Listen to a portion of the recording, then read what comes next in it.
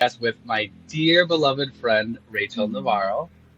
Rachel, would you like to say hi to everybody? Hello, everyone. Hello, Adrian. It's such a pleasure to be here. Love to you. Love to all that is.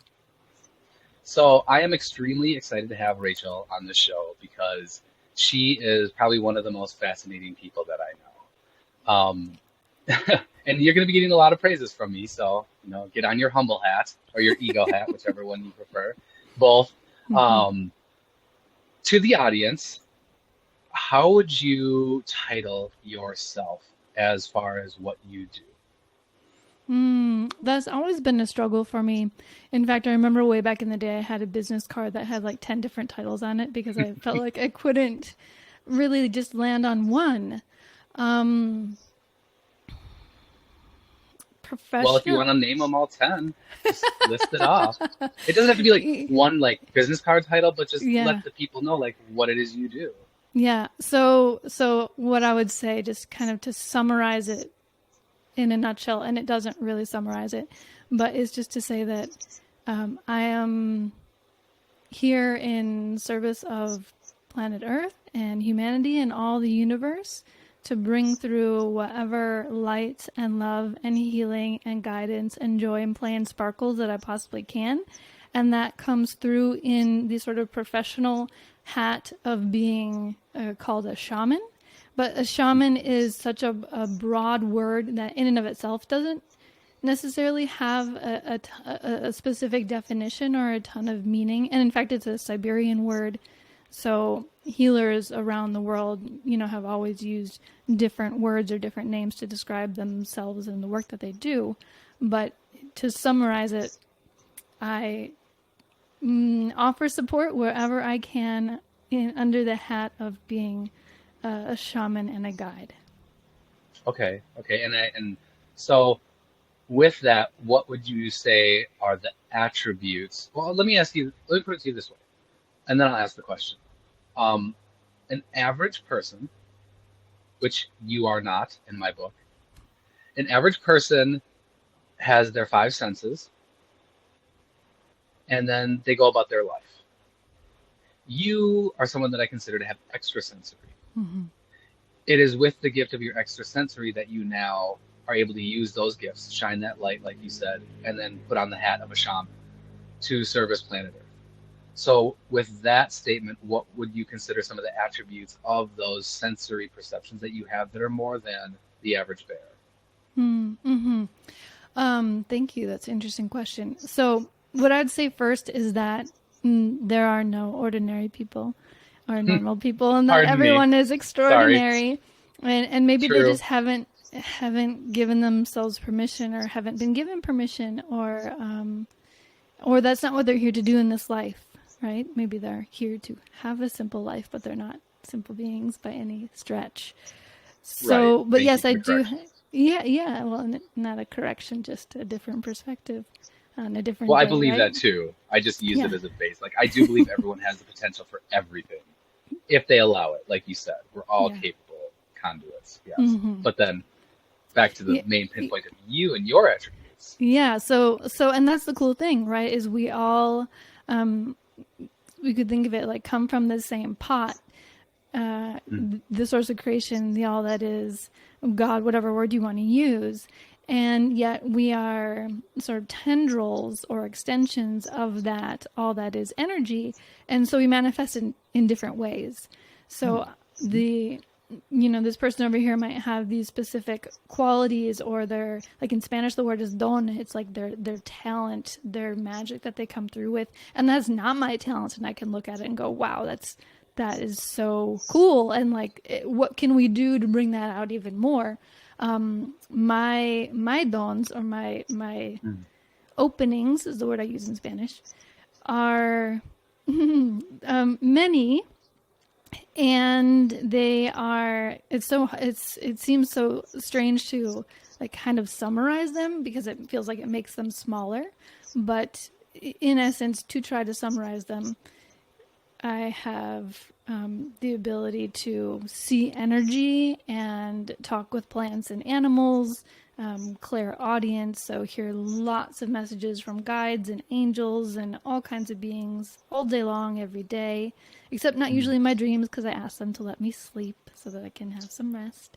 I'm very visual, so I get visions all the time.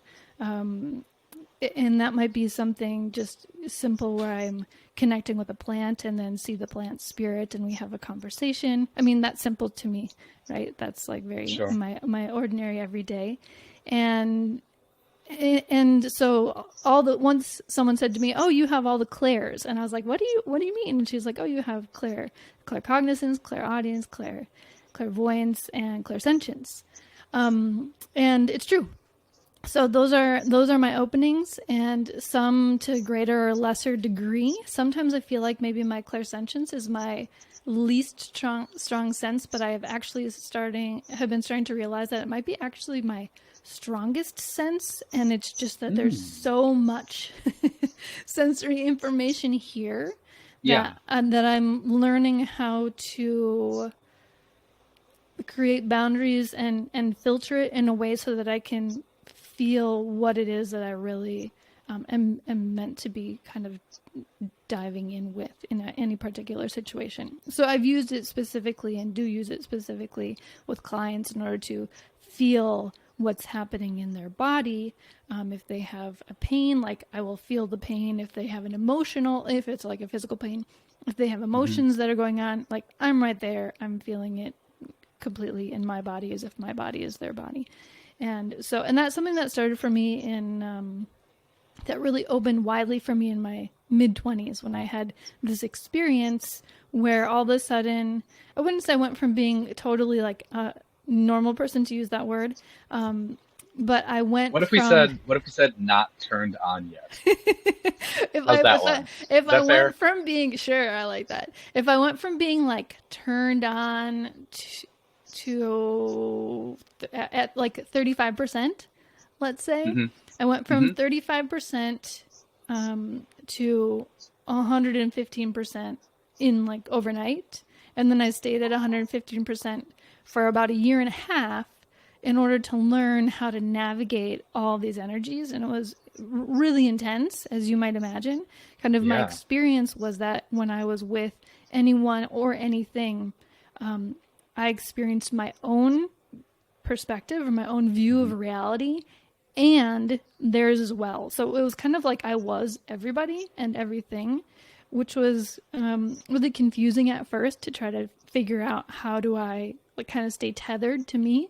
But that was a big part of it, was learning how to create really healthy structures for myself in order to feel Hmm. all this information and then bring it back into our normal everyday waking reality so that it actually isn't like woo woo and crazy, but it's practical and applicable and can be used for healing or deepening our knowledge or just deepening into Hmm. ourselves in our everyday, because that's Hmm. ultimately like a huge part of the work that I do, even though it is like way out there in the cosmos and everywhere else and way in here.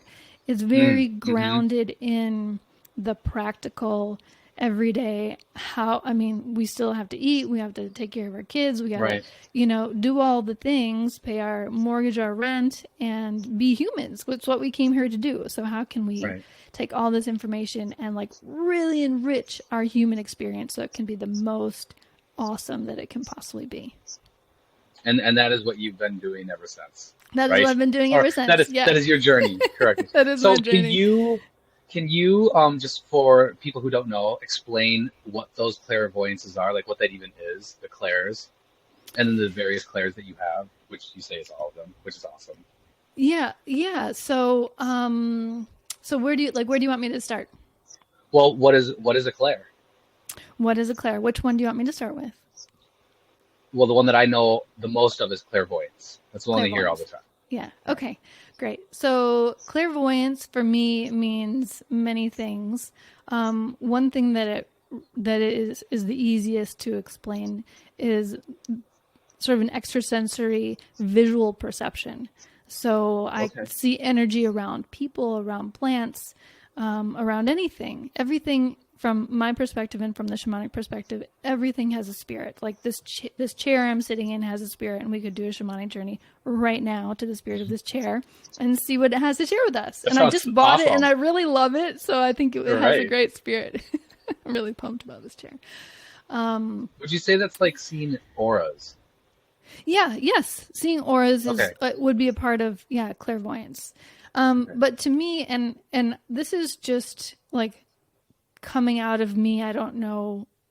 This is not something that I'm like studying up on, reading up on, or giving you some kind of definition per the Hmm. dictionary. This is just Hmm. my own personal interpretation.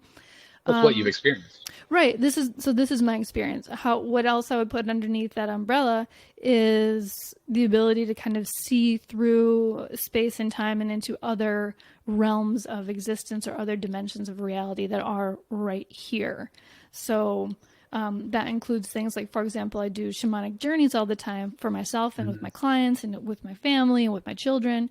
And part of shamanic journeying is you step into an altered state of consciousness by using, like rattles or drums. And when you step into that altered state of consciousness, some people are really visual and they'll see lots of images. Some people are not at all, and they'll just feel things, or they'll hear messages come through, or whatever it is. And so, in my experience, I see, I hear, I feel, and then I have, in some cases, like this what's called claircognizance, which is just sort of this knowing. It's almost like it drops in, like a download, which I think everybody's experienced in a lot of ways, like all of these things, but maybe it's just not there every day. Okay. So what I'm hearing is claircognizance, clairsentience, Mm-hmm. clairvoyance, and then what other one or two are there? Clairaudience. Mm-hmm. Clairaudience. Yeah, So that if might the that might second be word the in each one strongest. Mm-hmm. for you. Mm-hmm. For me personally. Okay. Okay. So the second word sounds like it's very descriptive as far as what it is, Mm-hmm. right? And then the clair is the definition of the sensory beyond the main physical sensories that we have. Yeah. So the vision, the hearing, sentience is the feeling. Is that where you feel it in your body, where you feel what someone else is feeling, like if it's physical pain? Correct. That's how I would Okay. describe it for me personally. Okay. Yeah. And then cognizance is, say cognizance one more time. Claircognizance is just like an inner knowing. So it's like when something drops in and all of a sudden you're just like, I just had an epiphany. Like I know this thing came in. It wasn't as a sound. It wasn't as a vision. It wasn't as a feeling. It's just like, boom. Mm-hmm. It's just right there. And like, I got to Information go this in your way. mind. Sure. Yeah, it's more Cognizance, kind of knowing, like, right. it's more than in your mind though too. It's kind of like this full bodily experience. But yes, Hmm. also in your mind. Okay. I'm just trying to like map it with the English language. So Mm-hmm. when you say claircognition or claircognizance, it sounds Yeah. like cognition. Yep, And then the exactly. definition of Knowing. cognition is just, Mm-hmm. yeah, an understanding of, Mm-hmm. right? Okay. Wow. Okay. So all of that at 35%. And then, so what was the story you said on one day? Like, can you tell that story?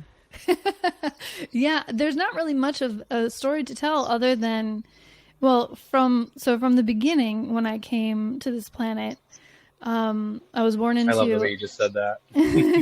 I was born into a really lovely family. My mom said that it was clear that of her three children that I came through her and was not of her, which I thought was really cool and interesting for her to share, and just to Right. hear that perspective. And yeah, my family was lovely and average in kind of all the Midwestern average ways, and they were good and they were stable. And I know that that's one of the reasons that I picked these lovely people to be part of my family, is because they could provide a stable base for me, in comparison with Hmm. some other lifetimes where Yeah. maybe I didn't have such a stable base. And I was raised Irish Catholic, and my joke used to be that I was like born with a powdered donut in one hand and a cup of weak Folgers coffee in the other, because we always had powdered donuts and Folgers coffee, especially after church on Sundays. Oh, Yeah, we go to grandma's house, and yeah. but and I went to Catholic school for a few years until my brother had a nun who was having a nervous breakdown and freaking out at the kids, and my mom ended up pulling us out and putting us in public school, which was a huge change for me. But and I'm grateful for those sort of foundational pieces, and at the same time, I knew as a kid and growing up that sort of religious view wasn't quite it for me, and that there was something else. And so, for example, I'd go up to our cabin and we had scooters, which we would ride totally illegally, when we were like 10 years old, riding around the lake and whatever. And I would go quite far. I'd actually cross a highway and go over to this other lake and park and hike down into the woods. And I was always looking for like my spirit family. And growing up in Minnesota, and where our cabin was up in northern Minnesota, is the land of the Anishinaabe, or the Ojibwe tribe. Mm-hmm. And even as like a little kid, I felt like I love these people I'm with, but I don't feel like they're actually my family. Like they don't have the information that I need. They don't have the wisdom, the depth that I'm looking for. And so I go. How old are you at this time? Like 10. Okay. Yeah, so I'd go like walk in the woods and I'd be like, I hope that I encounter my Anishinaabe family and that they can teach me in the ways. And I did, like kind of one at a time, and over my life feel like I encountered those people, not in the way that I was thinking as a kid, but I started to really look into and was really fascinated by all things spirituality and all things ESP and all things shamanic. And so as a kid, by the time I was 10, I'd read everything in our public library by Edgar Cayce and by, Black Elk Speaks, and like everything that I possibly could get my hands on around these topics. And then my mom very graciously would take me to other libraries to look at to sit on the carpet in those sections and look through their books and see what I could find, because that was pre-internet, of course. Right. And right. Yeah, so, and then I have this book which cracks me up to this day, and I think you can still find it on Amazon. It's called How to See and Read the Aura. And I got this when I was like 12. Also, when I was 12, I did my first shamanic journey and met my first helping spirit. But I got this book at about that time, and it had games in it like that you would play with your eyes, because according to the author, you had to strengthen the cones and rods in your eyes in order to see auras. He used the word auras. In order to see auras, which is completely incorrect. It has nothing to do with your eyes whatsoever. Nothing. You can see auras with your eyes closed. You can see auras if you're vision impaired. Like, it doesn't matter. And so, but I would play these games. Thank you for correcting everybody with that now. Everyone who hears that is like, really? Yes, okay. 1,000%. 1,000%. Yeah. Yeah. And I would play these little eye games, and then I'd call my next door neighbor, Carrie, over, and I'd be like, Carrie, stand against this white wall. I want to see if I can see your aura. And then she would really so sweetly like stand there for me, and what I would see would be sort of like the after image, or like that kind of light glow around someone. But I didn't really see the aura or the energy around a person until that experience in my early 20s, where it just opened up. And it was kind of like what happened is my third eye just went completely open, and literally like one day to the next, where it was an incredible blessing, and I'm so grateful for it. And at the same time, I wouldn't wish it on another person, because it was so intense. Did anything cause that, or like what was going on? What were you doing? Nothing. Yeah, I wasn't like taking a bunch of mushrooms or smoking anything, or I was meditating daily, but it wasn't because of that. It was just, my helping spirits are saying it's just that it was time. It was time for that to open. It was part of my path. And the beautiful thing is that it really taught me compassion for life, for everything, right? Because I was not only me, I was you, and I was this other dude here, and I was this person at the grocery store, and not only was I them, but I was seeing reality through their eyes, and really came to deeply know within myself how everyone's reality is so mind-bogglingly different, which is crazy and hilarious because we come to an agreement on certain things, and we always say, Hmm. yeah, it's like this. But Right. even though we're saying like, yeah, it's like this, like even what that means inside a person is so vastly different. So different, And right? The social agreement, right. the And social contract, so sorry. so thing like everyday things became, I don't know if I'd say challenging, though the word challenging became really interesting and like so full of information. Because, for example, I remember going to the grocery store, to use this one particular example, and there was a dude who was, like 5 feet away from me, and we were both at the produce area, and I don't remember what vegetable he was looking at or whatever. But I looked at him, and when I looked at him, I immediately was seeing through him, like through his eyes, and I was him. And not only was I Mm. him, but I also knew all of his experiences and felt and his traumas and his joys and his pains. And the part that was a challenge not only was to like hold that and be a witness to that, but also me as Rachel to not go up and be like, oh my gosh, I see, I see Yeah, all the right. things. And I was like, okay, boundaries. So that's when I really had to start learning Right. Right. boundaries for my own energy, and then boundaries when it came to, working and connecting with other people's energy. So over the course of that year and a half, I learned how to open and close sort of this Mm. vision, or this vision isn't quite the right word, but this way of connecting. I learned how to open and close it. So I can now go to the grocery store and just fine, like any other person, and not see and feel everything. But if there's someone there that says, hey, can you, and then I can, right? Can you Right. see this? Can you look at my energy? Can you tell me what's going on here? Yeah. And so even like, for example, if like a person was like, oh, I'm having this discomfort here, I was like kind of in their beneath their ribs on the right hand side, and I looked in, and this is a number of years ago, but I looked and I was like, well, and I didn't know as much about anatomy at that time, but I was like, okay, well, I feel it, and I see this really red hot part of you, and I described it, and anyway, it turned out to be this person's gallbladder, and I saw the shape, and I drew it for her and everything, and then we looked it up, and we were like, oh, that's the gallbladder, and she Mm. ended up going to the doctor. Kind of forgot about our conversation, and she went to the doctor a week later and was sitting up. She was laying down, and then she sat up on the doctor's table, and kind of winced, and the doctor was like, hold on a minute, and then she laid back down.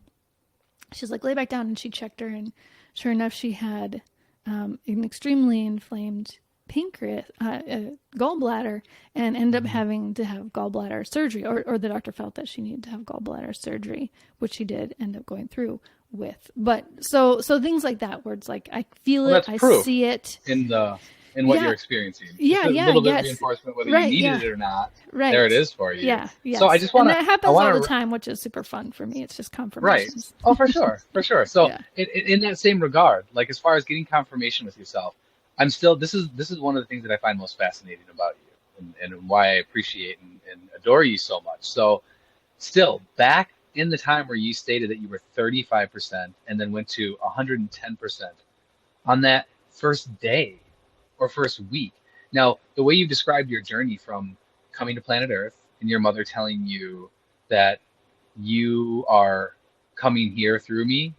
Hmm. What did she say? But you are not of me, but You're you not are of coming me. through me. Hmm. Hmm. Yeah, that's pretty huge right Hmm. there. Like for a kid to hear that and then just perceive their world from that regard, that just instantly gives someone the personification or the understanding. Like that's just how it kind of all is with everybody. We just come through the conduits of our parents to get here to planet Earth. So it's a very radical thought for a child. And then there you are at 10 years old, also acknowledging, like, I love these people. I'm glad to be here with them, but Hmm. there's something else here for me. Hmm. So you're already very unique in that way. And then going from 35% to 110%, back to the point of like just getting affirmation or confirmation of what you're experiencing, was that challenging for you? Because that sounds like that could shred someone. Like you said, I wouldn't wish this upon anyone else. Mm-hmm. Yeah, there definitely were a few moments where I was like, I don't know, maybe I'm gonna have to be committed. And I was Mm, recently married, so hmm. I'm really grateful to my husband that, he was kind of there as this solidifying presence in my life. I think if I had gone through it and not had someone solid like him, it would Hmm. have been 1,000 times harder. And it was clearly was divinely timed for that Did you reason. tell him this was, yeah, Oh this was yeah, going on, like as it of happened? course, yeah, yeah. And Because he was then just because like, I was what, like, him baby, too. I got you? Or, oh God, yes, I suppose. Wow. Okay, there we go. Yeah, just that fast. You're right. You Yeah, said it just turned on. yeah, Wow. yeah, yeah. I mean, I Whew. think what do you say? What do you say to someone? I don't remember what he said, but it was just kind of like, okay, yeah, let's just whatever you need, like whatever you need to talk about. And but it wasn't there. Just wasn't it wasn't a lot that I necessarily even needed. It was just his presence to Hmm. remind me of my own strength, to remind me of my own ability to ground, to remind me of the support of Mother Earth and Great Spirit and all the directions and all my helping spirits and all my well ancestors and all my beautiful human friends and family that I love. Yeah, yeah. That I'm. This is a big thing, and everybody goes through big things at some point in their life, Hmm. and I Hmm. got this. And so yeah, but there were definitely a couple of moments where I was like, "Yep, I've cracked." Like I know how people that are on the street and talking to themselves, and again, this is kind of before Sure, cell phones, sure. so people weren't like didn't have earbuds in talking to their friends as they're walking down the Right, street. So I was like, "Yeah, know how those people feel. I get it. See all these layers of reality that I didn't right, know. I see right. all the multidimensionality of everybody, all the different beings that they are in one being, and yeah, it was a lot." But it was So great. your It was story great. is, yeah, your story is really cool in the fact that the way it all laid out, when you just talk about that the timing was right when it happened, because you said you were newly married. So you were newly married to a man who was fully capable of receiving his wife in this manner, the way he did, for someone like you who is fully capable of receiving what you received, and then to have that support with him. How's that for timing? Like it didn't come before you married him, Mm-hmm. right?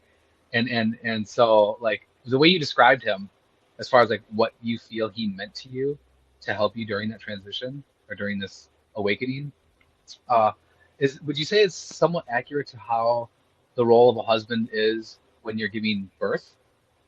Like the husband is there to Mm. just bring you to be a presence to remind you of the strength that you are while you're giving labor. Because men really do perform no other like logical functionality. Yet to Mm-hmm. be there, is that similar? Oh yeah, yeah. That's a great analogy, Adrian. Yes, I think that is absolutely similar, and I would say that he did play a similar role in when I was giving birth. So Yes. yes, 100%.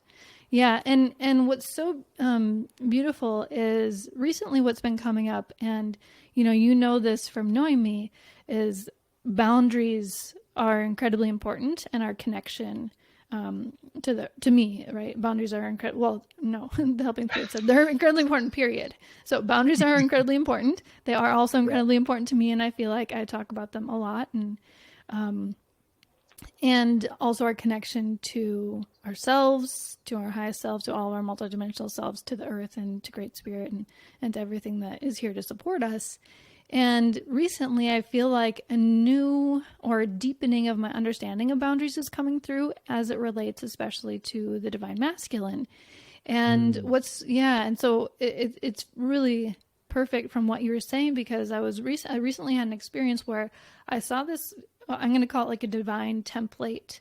It looks kind of like a yantra, if you know. I think I'm pronouncing that correctly.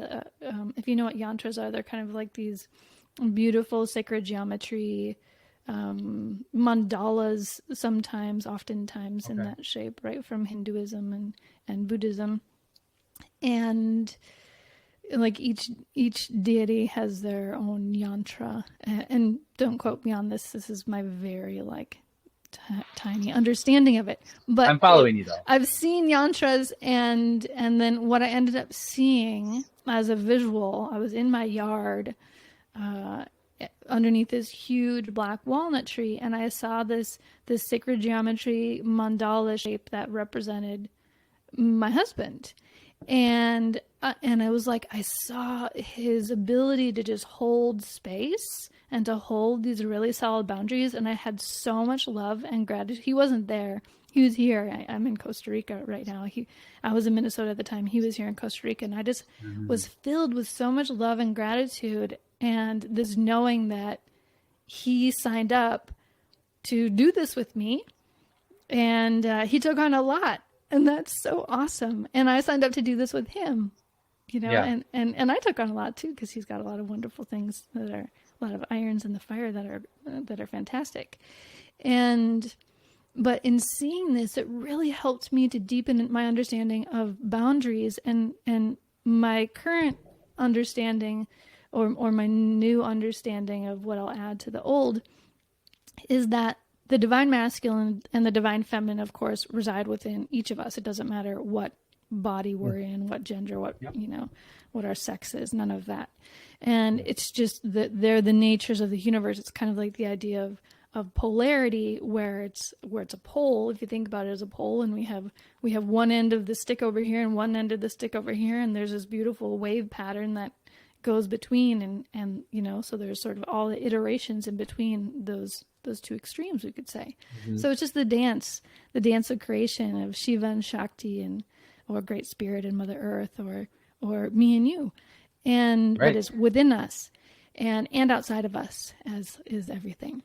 And so the divine masculine energy, one of its beautiful, beautiful qualities is to create boundaries, create this safe, beautiful, solid, not rigid, but solid and yet flexible container that then the divine feminine within all of us can dance within, can feel totally free to open herself to whatever she needs to, or wants to, or is meant to receive, and then play with that and express it, move it, do whatever it is she's meant to do.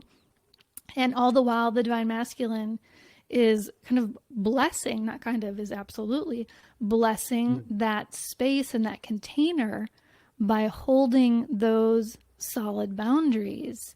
And it's not, and that is such an important thing. And I feel like has gotten twisted by this idea, or by this energy of the wounded masculine energy that's, has been sort of rampant in the world for a little bit, and which is the power over, or the control, or like a manipulation, because it's not that at all. It's something That's that not the boundaries, essence of the masculine.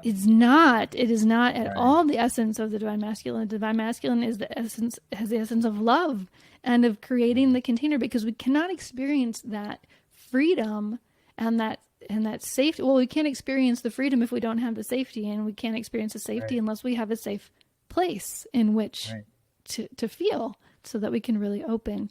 And so that's my latest download or information that's been coming through just in this last month. Honestly, it's been coming through so potently and so beautifully, and it feels like we're at this point in, I don't like the word evolution, but in our transformation as beings, as spirit, as mind, and as body of this amazing being that we are on and a part of, in our transition, where we're kind of shedding our old patterns and our old ways, and really kind of stepping into, it's like opening the French doors that are on the front side of our heart, and opening the French doors on the back side of our heart. And oh my gosh, there are doors on the left and the right and on the top and the bottom and all sides, and we're like just flinging them all wide open, so that we can really shine forth what was there all along. Right?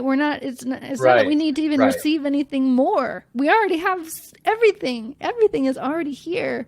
We just had to peel back the wallpaper and then have this safe container of these boundaries, even that we just set for ourselves, of how we will or won't use our energy, or how we will or won't show up, or, et cetera, fill in the blanks for whatever it is a person is right for them.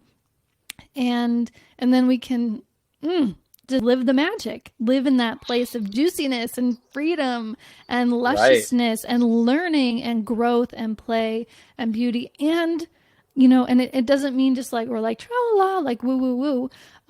But well, of course there is that piece, but then there's the piece that's like, no, like we're here to do something. Like, what is Right. my soul here to do? Like, no more time to mess around, yo. Like, let's go. Let's go. Yeah. So So that's I what I'm all love, about. that's a wonderful new thing. And so first I want to say I have good news for you, and not that you didn't know this, because you are who you are. So of course I feel like you have your pulse on the planet, but boundaries was something that I never heard growing up. Now, at least in the last 5 years, it's everywhere. Mm-hmm. It's everywhere, and that's for good reason, because that's something that people do need to address in their life. In the regard of the dynamic of the masculine and the feminine within ourselves, it's a very beautiful way that you depicted that synchronicity with itself, with those two elements, those two entities. Now, if you could wave that magic wand over humanity, and if we could live that on this planet of duality, of having the masculine that hold the space, that create that solid yet also like gentle place of safety, and then the feminine can just flourish and be and feel safe and then be free. That world, you just put all the images in there, that world sounds fantastic. And that world also sounds like where we're moving, where we're heading toward. Like I feel that in all of my own clairs that I have. Um, I'm not going to go into my version of my story, but that resonates so true. So Mm-hmm. I love that Yeah, you're yay, let's go. receiving that. That's I you know it is time. You're right. It's time. Like we're in it now actively as far as I see it. So those are you gave a very good, wonderful description of kind of like your process. You know, you as Shaman Rachel, and what you experienced and how you process. And so you said that started when you were 20. So how long has that been for you now since you were 20? Well, I would really say that the process for me of being a shaman started when I was born. And in fact, I kind of knew you were going to say that. I love that you said that. yeah, That's and you know, I 100% know that it did. And I know, and even there was a point a number of years ago where I was working with some kind of energy or some pattern or belief in me, and I decided that I wanted to go back to its source. So something that I'm really passionate about is going back to the root. Like, let's get to the root. I'm not interested in surface stuff. Like, let's go. If we're gonna go, Sure. let's Yeah. go deep, right? And let's do this. And so I wanted to go back to the source of this particular belief or pattern, and it took me back to this experience in this lifetime where I was maybe like 2.5 or 3, and I was in my mom's bedroom, and she was folding clothes, and I was helping by folding socks. I was sitting on the carpet, and I was folding socks. And she was talking, and something that she said got embedded in me. And then, you know, because I was 2.5 and didn't maybe have the context that I did later, it spun into a particular belief or a pattern that really wasn't true, and maybe wasn't really even what my mom felt to be true. But I overheard the conversation, and then was able to unravel where it all started, and then let go of it, to the point where right now it would actually take work for me to remember what that pattern was, because it's gone. But the funny thing and interesting thing is at the end of doing this journey and working through that energy with my 2.5-year-old, I said to her, I was like, hey, my own ego or something, this cracks me up. I was like, hey, little me, like, guess what? When you grow up, you're going to get to do this super awesome work, and it's so fun, and you get to learn from so many people, and they learn from you, and it's like this, it's magic. You're going to get to do magic. And she was like, yeah, I know. That's why I came here. Wow. And I was like, dang, girl. So, and she was like so right. clear, and it wasn't like arrogant. Right. It was just like, yeah, I know. Right. And so, yeah, The so sincerity of the youth, just like it just was like, yeah, duh. Why are you telling me what I already know, girl? right? So Because you just yes. caught up to it. Yeah, I just caught up to it. Is exactly right. Well, Right. or had to take all the steps that I took in order to learn what I needed to learn in order to show up how I show up every day, which is a Yeah. continuing process and a continuing unfolding. So I started from birth, and then it just Hmm. kept opening and unfolding. And like I said, I connected with my first helping spirit when I was 12, and Hmm. just continued from there, working with more guides, more angels. There was a time period where I really stepped away and was kind of like, no, religion, no, not good, not into it. And a friend Hmm. of mine said, I don't know, honey, I see some angels around you. You might want to check on that. And I did. So I was like, oh, kind of reluctantly. I So was like, your oh so man. your friend had some insights there. Yeah, They're yeah. I had a picking up friend on who angel was energy too. sensitive. Yep. And I was like, Wow, I right don't on. Of course know. you'd That have makes me that in your feel life. uncomfortable. But I Hmm. went home, and because I trusted her, I went home and I did a journey. And sure enough, there were a whole crew of 15 angels that were there. It wasn't just like getting one. I got a whole bunch. How old And were so you at that point? that was in my early 20s, Okay. probably as well around the same time. Yeah, maybe a little after, maybe like 20, 26, 27, mid 20s. So now And you have all your clairs going at this point. So when you yes, say that you correct. went in and you looked, and now like you I don't know what word you just used, but you had all of these angels. Correct. Yes. What Clara are you receiving these angels through? All of the above. I don't ever Okay, okay. distinguish. Yeah, it's like it's all of the above pretty much all the time. I would say, the ones I'm most comfortable with, that I rely on, but again, rely is not the right word, but that come to me with ease and that I sense with Hmm. ease are clairaudience and clairvoyance. So I see and Clara, hear. audience, hearing. Yeah, so I Okay, see I okay. see and hear their messages. There are guides right here, right now, with us, in my room, in your room, and which is why they're correcting me sometimes. If I look up and to the left, that's almost That's always what what that I'm is. doing. Yeah, yeah, Okay. I'm So looking I and just I'm listening. wanna, yeah, I wanna just like make this nice and smooth for people to understand. So with all the things that started in tuning into you, or that you were in tuning into, with all these capabilities, or yeah, just capabilities, right? Like what you as this personification on this earth were capable of, right? If you were not capable of these things, it wouldn't have come to you. Hmm. So you came here fully capable, and now you have all these capabilities. Um, One of the ones that is very interesting is about your connection to other spirits, not humans, although we are spirit ourselves, but Hmm. to beings that are not in human form. Um, can you explain to someone who doesn't know what that's like for you? I can't imagine living without them. That's what that's like. It's like having the most Mm, wonderful, loving, supportive, helpful group of beings that are always there, that transcend time and space, that are there if you're driving in the car and you're like, this person's tailgating me, help me, help, have them back off, and they mm, will. Or if you're mm, in a meditative place and you have some questions to ask.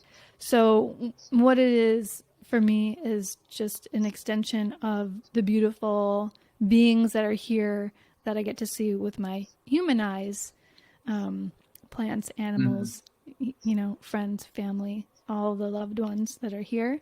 They're on many, many levels. And what they always tell me, so what I'll say is, as my truth from them, is that we all have so much support. We all have helping spirit. I use the word helping spirits. More commonly, people use the word spirit guide, but mm, helping spirit is the word that I've just kind of grown up using, and so that's my main word. We all have helping spirits, and we all have at least one, if not more, that we come in with when we were born, that stays with us for our entire lives. But we also have so many more that come in for chunks of time. They might come to support us between the ages of 10 and 25, like for me, when I was kind of opening some of those doorways and some of those pathways. And then there definitely were new ones that came in when I had that year and a half of big opening that supported. And so you can have a guide that comes in for 72 years or for 7 days, and everybody Sure. has them, and they are amazing. They are amazing, and their job is us. Their job is you. And that's what they're here to do. And in my experience, the more you know who your guides are and the more you create those pathways to communicate with them, the easier it is. You know, a lot of times people are like, well, how do I know if I'm making it up? Firstly, if it's helpful, who cares? It doesn't matter if you're making it up. Right. But if I you like that. repeat it, the process, like if you do a shamanic journey, and on my podcast, I have some episodes that will lead you down into meeting your own helping spirits, that lead you to get to know your guides. First, you want to listen to the boundaries and grounding practices episode, because you absolutely need that as a precursor. But you know, it's available to all of us, and the more we open those pathways within, the more the information will come through with ease. It's kind of like if we have a hallway in our house that's full of boxes, and there's like a desk and there's like all this stuff piled up. Like we can get through, right, to get to the people in the other rooms.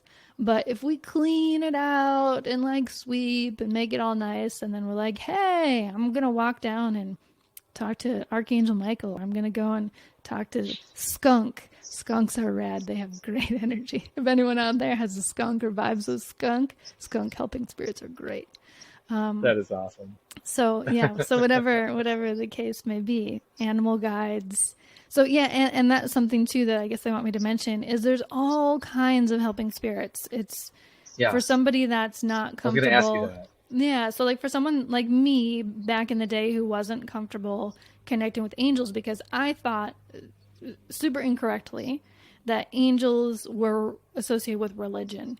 They're not. They're, first of all, they are in like every religion, but they right. Yeah, and so that just even goes to show that they're these beings, they're these timeless beings that people have been witnessing and connecting with throughout history.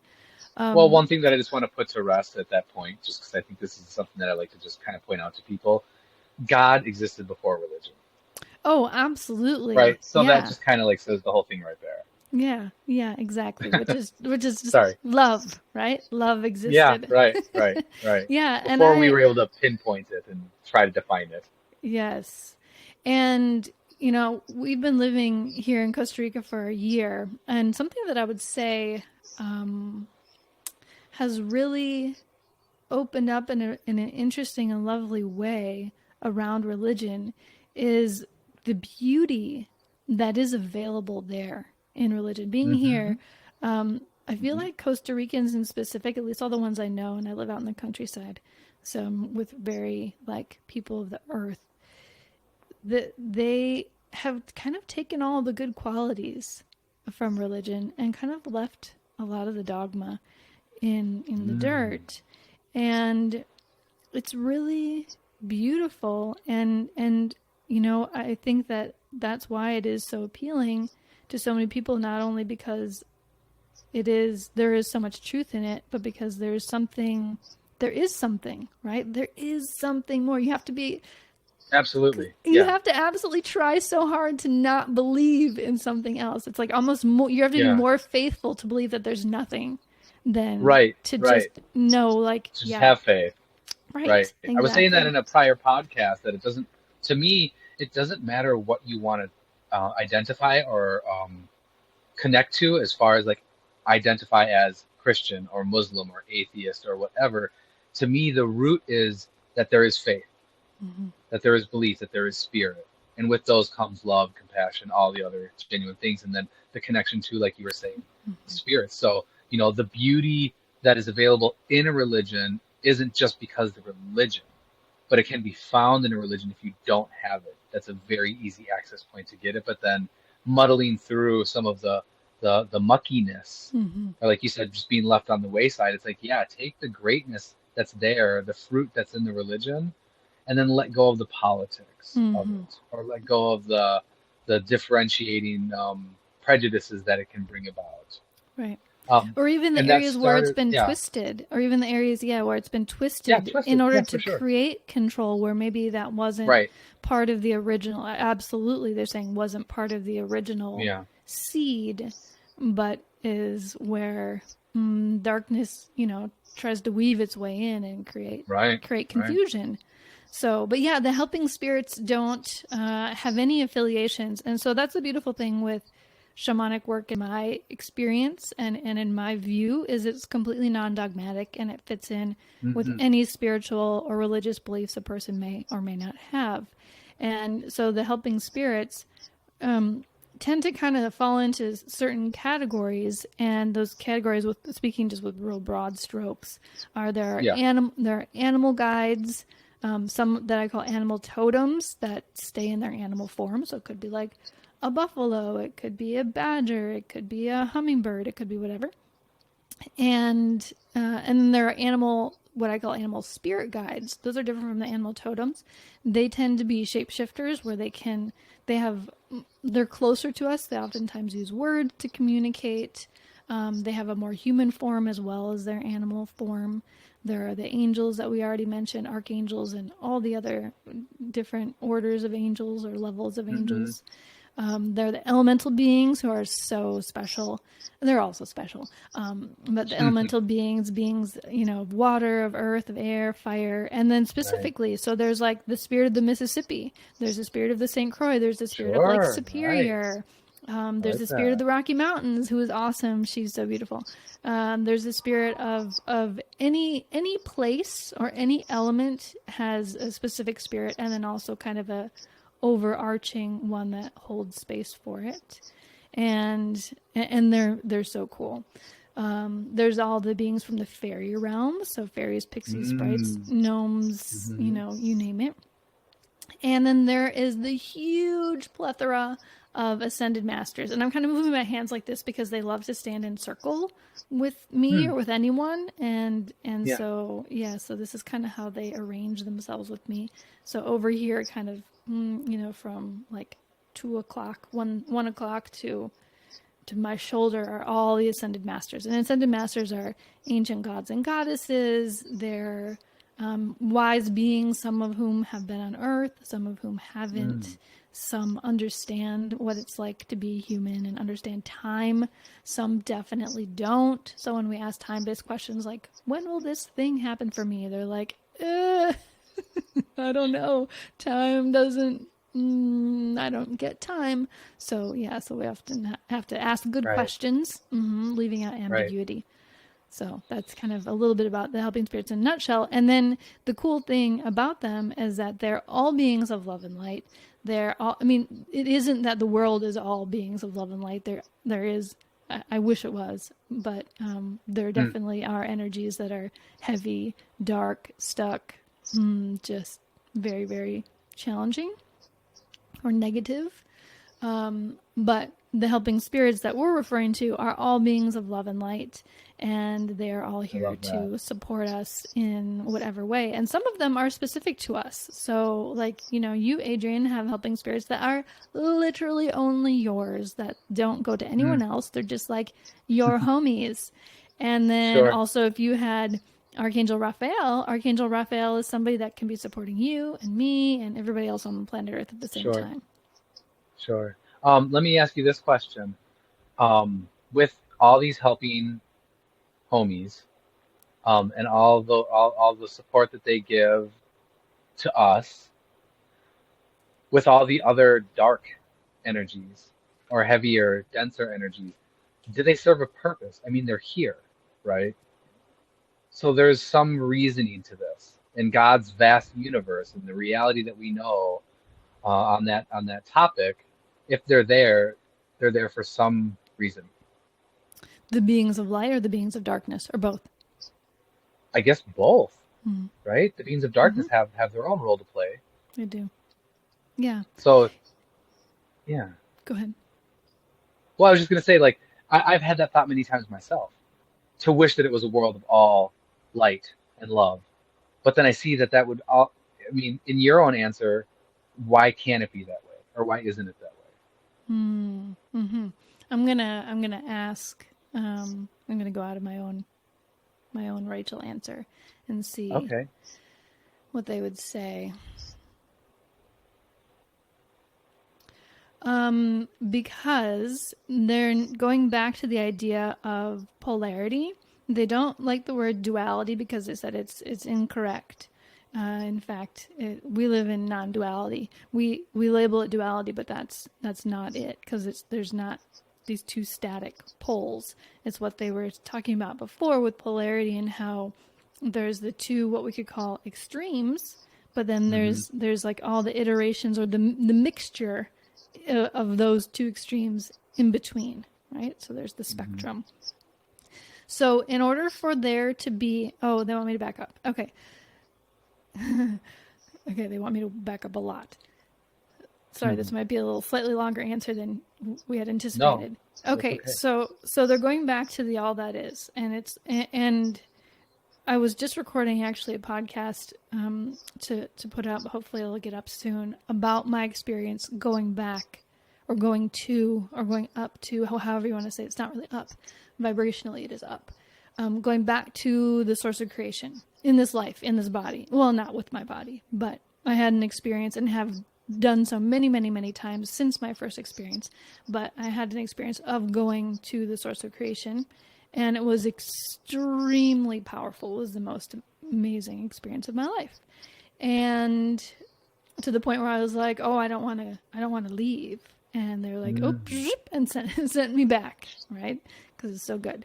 So how I viewed it, this is just really summarizing so quickly, is this big oval shaped golden light.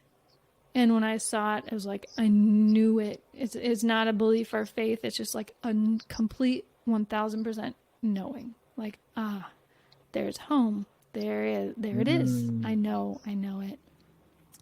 And okay, so that oval, golden, all that is source, God, creation, space. When that was just, when we, right, because we are all it also, when we were just that, then it's static, right? There's no movement. There's no play. You can only grow so much if that's all you are, right? Which is not to say Right. that's a small thing, like that's an enormous thing, but there's only Right. so much movement that can happen and growth that can happen. And so what creation, or we as creator God beings, did is created a reflection out. Again, there's kind of like that tentacle arm idea. It's like the fractal, or it's not a fragment, it's like this tentacle arm that spirals out from that golden center. Mm-hmm.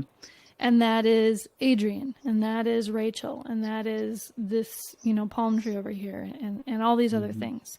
In order for the all that is to experience its own creation from within Mm-hmm. its creation, right? Because then Mm-hmm. that creates movement. It creates these points where you can bounce off of, and there's growth, and there's things that you come into contact with that you wouldn't otherwise.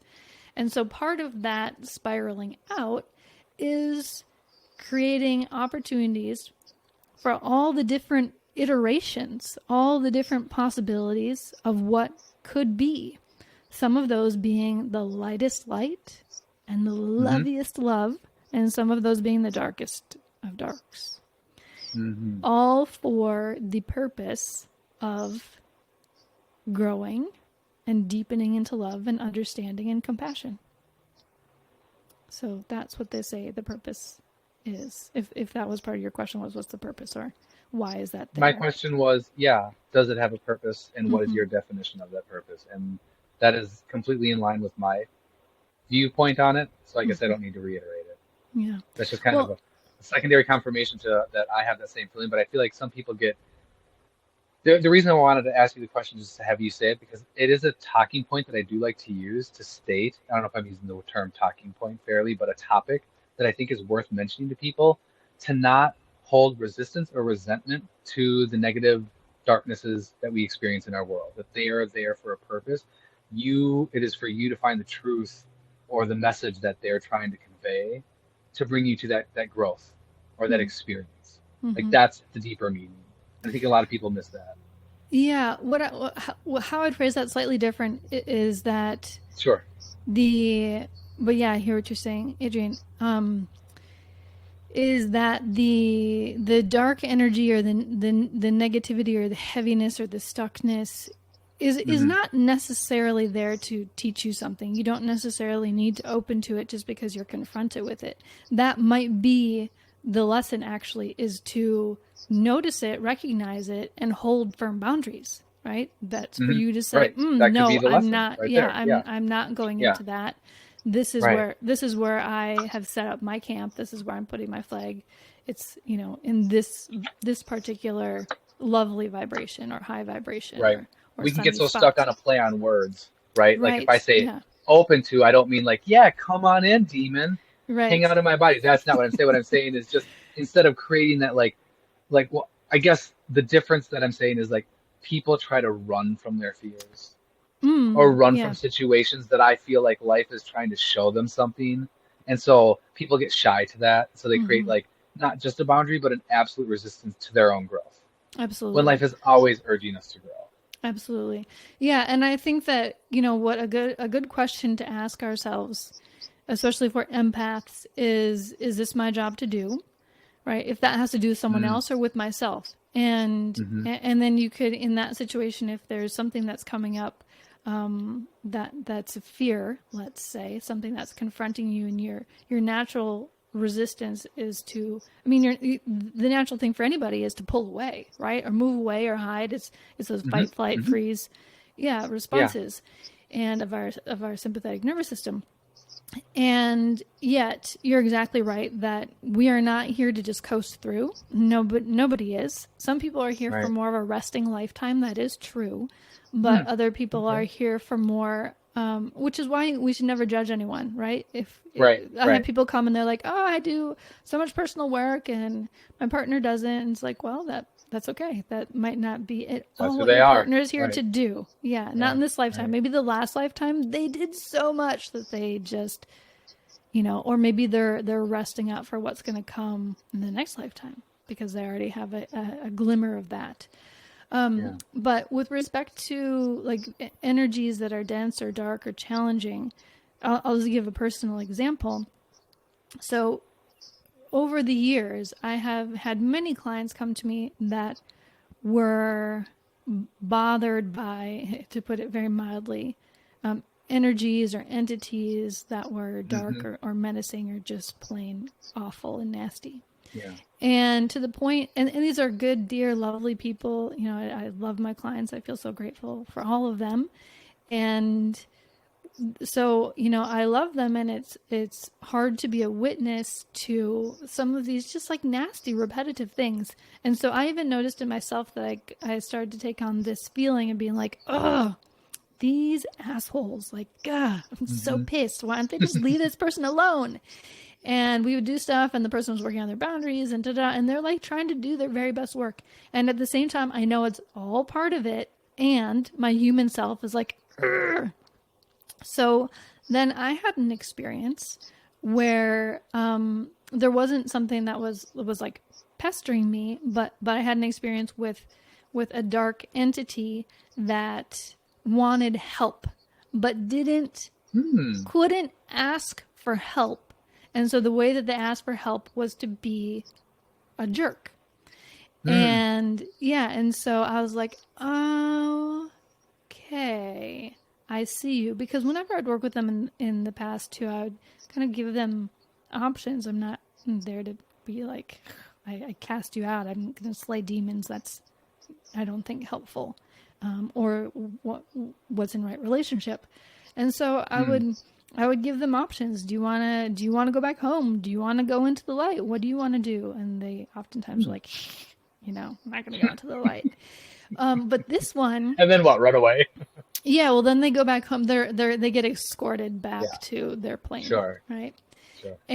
But this one really wanted help and didn't know how to ask for it, and the only way they knew was by being nasty, but got my Hmm. attention. And when I went in to work with them, when I did a shamanic journey in, to work to just kind of see what was up, and really my intention wasn't to be like, let me see what's up. It was like, let's get this thing out of here. What in the world? Sure. Yeah. But what I came to find was, oh wait, this being doesn't have any other tools in its toolbox in order to ask for help. But I really feel like that's what it's asking for.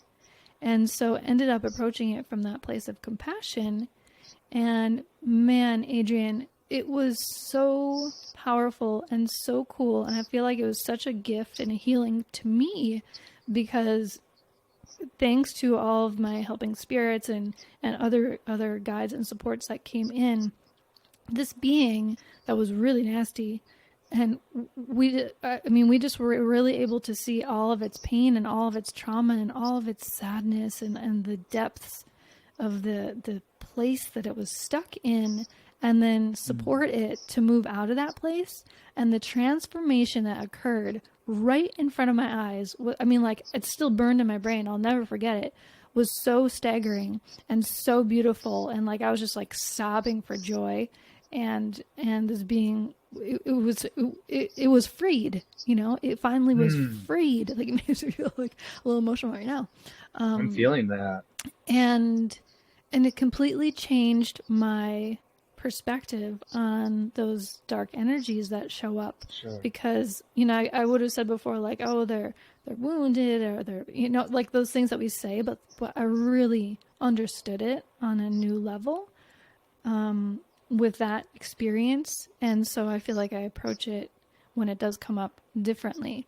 But what again, as things evolve and we learn, what I have come to learn, even more importantly than kind of dealing with or kind of going head to head or toe to toe with any of those beings, is that that's not necessary. What that's really pointing us to is that it's a call to action for ourselves to fill ourselves up with ourselves, with our own light. Because if there's something that's mucking around and messing with us, and it's just a really big flag saying, hey, you have some openings here. There are some places where things are getting in, and they're able to poke you, and you know what, you don't need to battle this sad creature. It's just opportunistic. It's opportunistic. But what you can do is start to fill in your own wounds, your own griefs and shame and all the other things and soul parts that have left and all the bits, so that you are a solid, beautiful, flexible, vibrant, radiant container and being that you are. And then it's way too much work to try to mess with you then, you know. And some people have even said to me, like, I'm afraid to become too light because I've heard that's going to attract more darkness. It might attract it, but they're not going to mess with you more, because they're like, ooh, yeah, she's strong. She's strong in the light. And that's, there's nothing there for them. Right. There's no way. Would you say as above, so below, as within, so without, that there is an equal number or mirrored proportion to the polarity of the sides and then everything in between? So, like, is every archangel, is there an anti? Like, I would say an elemental to non-elemental, fey to fey. I don't know if this is getting too technical and unnecessary. No. That's a great. I Rachel maybe would have had the like quick response of being like, well, it seems logical, right? Especially because my background, which I love, and also I think is a funny thing, is in mathematics, right? So I studied math in college. Mm-hmm. That's what my degree is in, and I love it, and I love the balance of math, and I love the cleanness of it, and the logic of it. And so my immediate thought was like, well, that makes sense. But then the helping spirits are like, nope, it's not like that. It's fluid. It's abstract. Okay. Yeah. I love it. Yeah, it's whatever it needs to be. It is. To fit the all oneness, right? Mm-hmm. That's beautiful. Okay, now I've been like with you this whole time, but there's this one that I just gotta ask. It's been there, and I feel like this is the time. What are aliens? Seriously. Mm-hmm. Because I believe in spirit. I believe in elementals. I believe in eternity. Yeah. I believe in all the multidimensional, all the multi-universal, all the everythings I can see beyond time and space. And I have ideas of what an alien is, at least how what we say aliens are, and the collection of stories that we have up until this point in our current human time frame. And there's so many different versions of that as well that now it's starting to seem like there's different versions of different aliens. Are they actually other third dimensional living beings from different places that have interdimensional time travel, or are they on a different dimensional plane, Mm-hmm. playing through different dimensional planes, and are they related to any of the helping spirits energy? Oh man, that's a rich question. Okay, where to start unpacking that? Okay, so the helping spirits had a funny answer to your initial question, which is what are aliens? And they said you.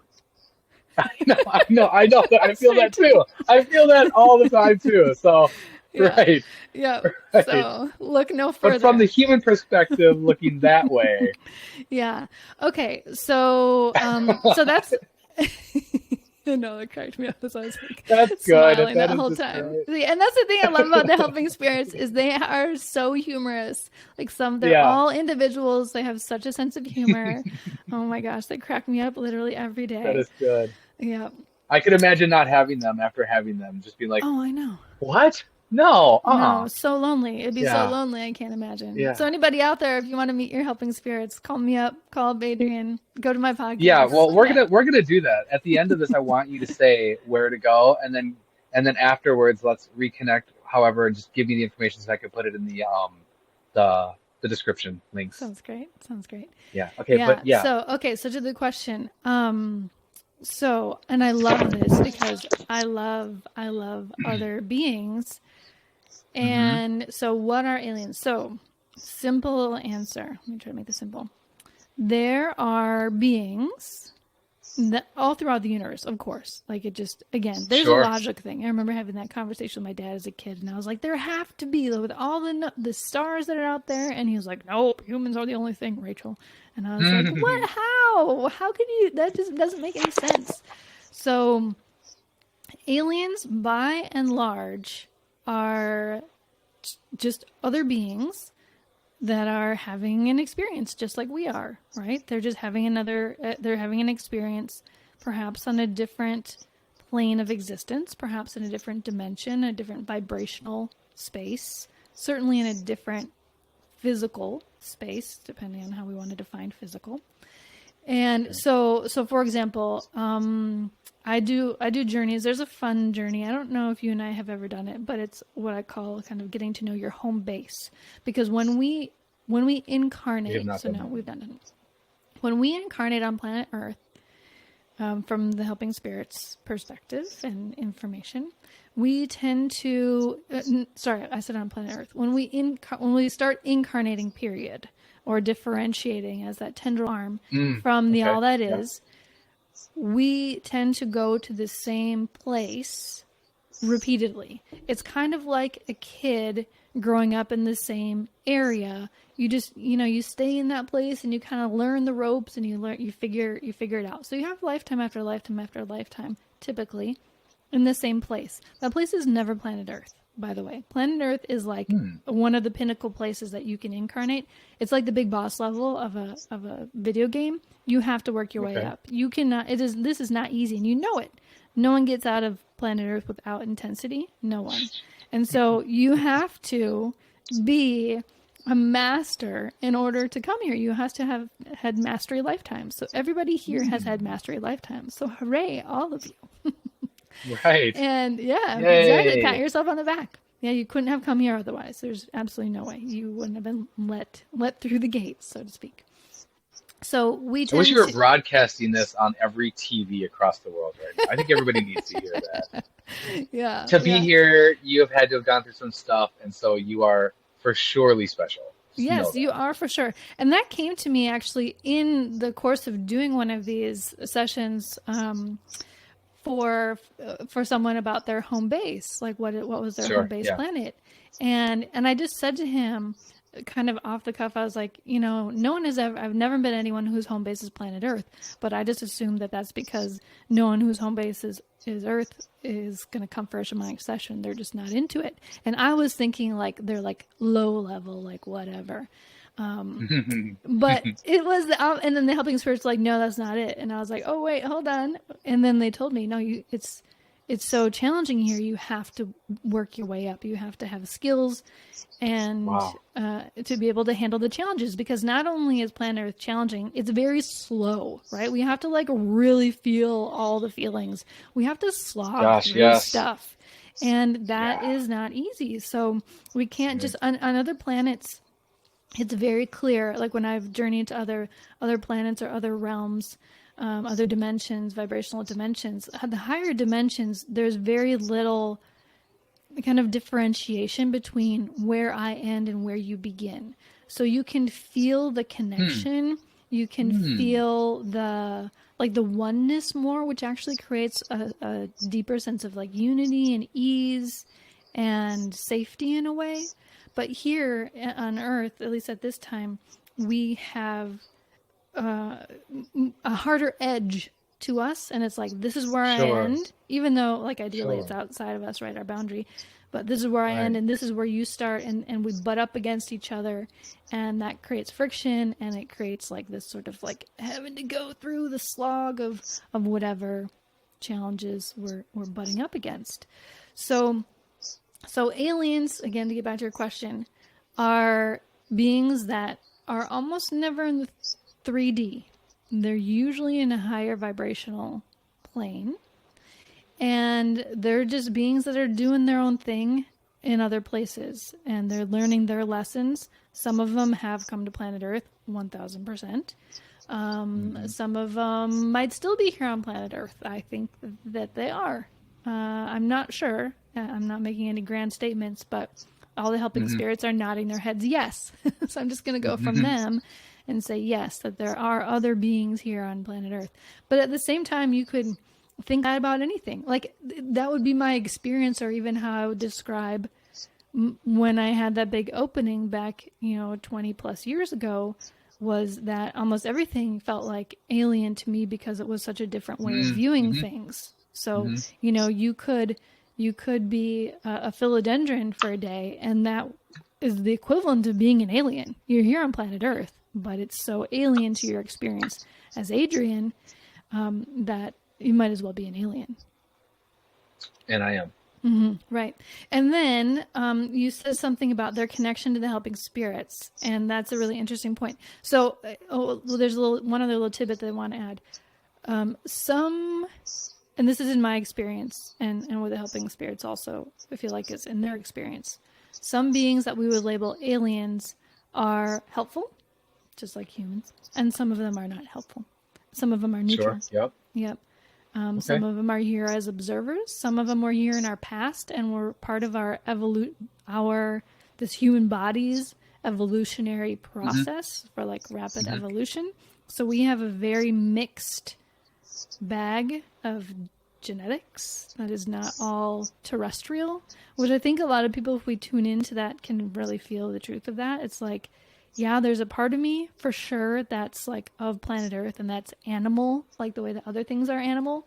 But there's a part of me that's just weird and that doesn't quite fit, We have that. We have those bits.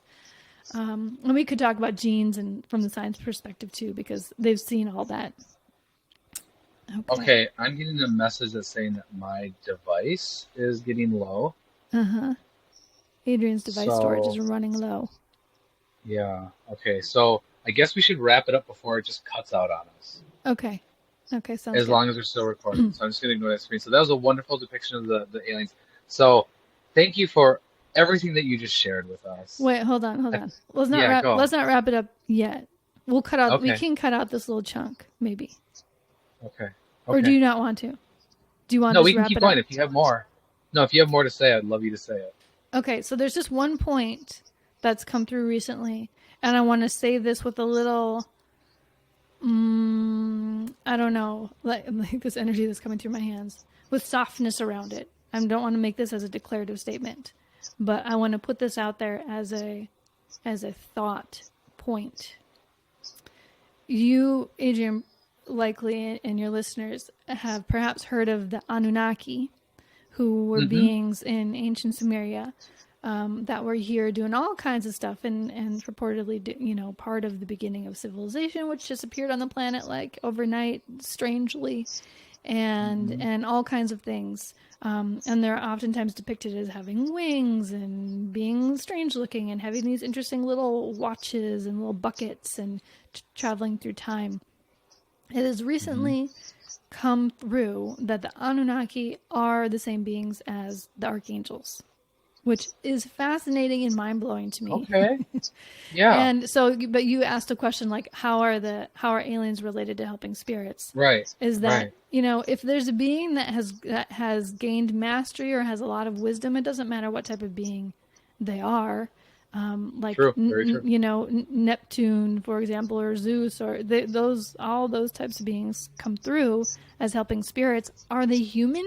No. Are they alien? I don't know. Would we describe them as alien to us? Yes. Right. So alien from a different Right. planet, Right. maybe, but also they were here on planet Earth. So anyway, they may be interwoven in there in Okay. our definition of alien. Wonderful. That was a Mm-hmm. beautiful description. And anybody watching this, just, I mean, like, understand that I feel like anytime I've encountered what I would consider an alien, what I would like the way the the collective people describe alien, it has always been on a different dimensional plane. Mm-hmm. It always has been. I've either been in a meditation, through a vision, or in the dreamscape astral realm. That's where I always meet them. Um, if I encountered them in my waking life, just driving down the road and seeing one sitting there waving at me, that wouldn't surprise me that much right now. So I think I'd be okay with that. But then, like you said, it'd be like, well, what would they be doing? So Mm-hmm. there's a hodgepodge of different interactions that we're having. Um, and it sounds like you have your own experiences. You've made references to when I have visited other places, Mm-hmm. when you've gone to other dimensions. I believe that everybody has the capability of having that experience or having that capability. I believe that some people are pre-gifted with it or early capable of it. Because I feel like everyone has that capability. I don't think that that's something that everyone on the planet in mass needs to move to, because the sweetness of our humanity, of the polarity in this world that we live in, and what it shows us and what it teaches our soul and what experiences it gives us with a whole myriad of different levels of people with different capabilities, is part of the glory of humanity on Earth. Mm-hmm. It is part of the experience and part of the reason why. Mm-hmm. So, Yeah. yeah, it's all wonderful. Yeah, 1000%. It's such a beautiful thing to be able to witness everyone's special gifts and their soul shining through. And I think that's what I just want to echo what you said.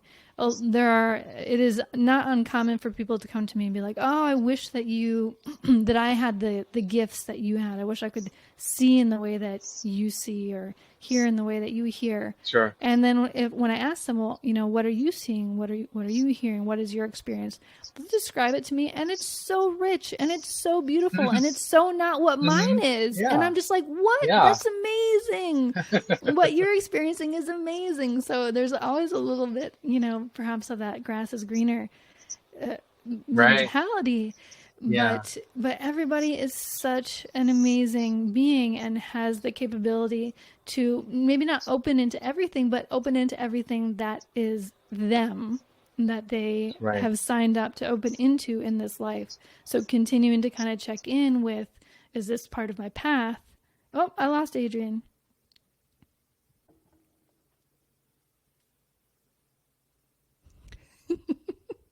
All right, I'm going to finish here and then sign off.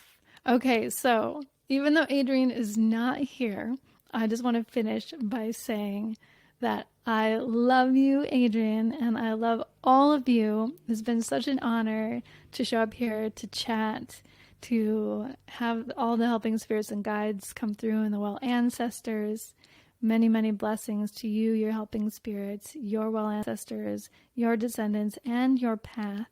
And if you want to reach out and get in touch at any point, my website is rachelnavaro.com. It's RachelNavaro.com. And you can check out my podcast on Spotify called Finding Connection with Rachel Navaro. So much love, so many blessings, and so many sparkles.